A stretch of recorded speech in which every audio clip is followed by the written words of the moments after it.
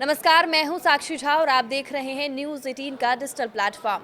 बांग्लादेश में साल 2024 में हुए बवाल के बाद सत्ता तो बदल गई, पर हालात ऐसे बने हैं कि अभी भी शांति नहीं हो पाई है। देश की पूर्व प्रधानमंत्री शेख हसीना को मौत की सजा सुना दी गई है। अभी वो भारत की शरण में है। ऐसे में बांग्लादेश की ओर से भारत पर लगातार बेबुनियाद आरोप लगाए जा रहे हैं। भारत के पड़ोसी देश बांग्लादेश में राजनीतिक अस्थिरता बढ़ती जा रही है। लंबे समय से सत्ता में रही शेख हसीना को पिछले साल विद्रोह के बाद देश छोड़ना पड़ा।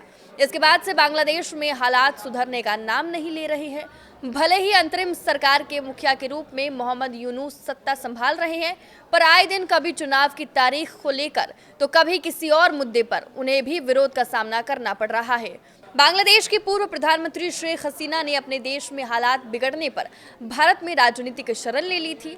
बांग्लादेश में उन्हें मानवाधिकार के खिलाफ अपराध पर सजा सुनाई गई, तो बांग्लादेश ने भारत से शेख हसीना के प्रत्यर्पण की मांग की। इस मामले में अब नया मोड़ आ गया है। साल 2009 में हुए बांग्लादेश राइफल्स विद्रोह की जांच कर रहे आयोग ने दावा किया है कि भारत इस मौके का फायदा उठाकर बांग्लादेश को अस्थिर करना चाहता था।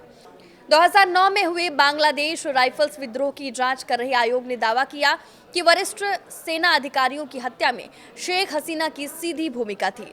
इस रिपोर्ट में आयोग ने कहा कि उस समय की आवामी लीग सरकार सीधे तौर पर इस साजिश में शामिल थी। रिपोर्ट के मुताबिक पूर्व सांसद फजले नूर तापस हसीना के निर्देश पर मुख्य समन्वयक बने और उन्होंने हत्या की हरी झंडी दी।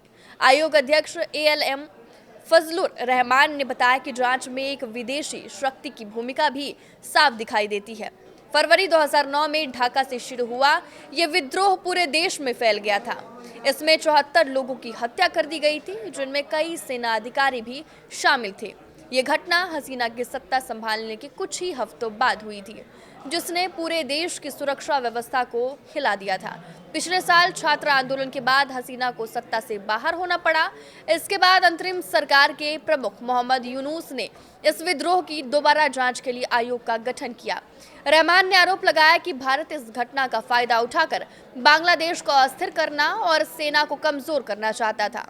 उन्होंने कहा कि काफी समय से सेना को कमजोर करने की साजिश चल रही थी।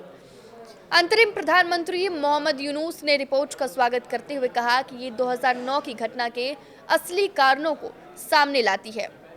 इस रिपोर्ट की टाइमिंग और ये आरोप इसलिए महत्वपूर्ण हो जाते हैं क्योंकि बांग्लादेश भारत से शेख हसीना के प्रत्यर्पण की लगातार मांग कर रहा है, लेकिन भारत इसे बदले की कार्रवाई मानकर इनकार कर रहा है। ऐसे में यूनुस भारत पर मनगढ़ंत आरोप लगा रहे हैं। आपके इस वीडियो पर क्या राय है, हमें कमेंट करके जरूर बताएं। नमस्कार।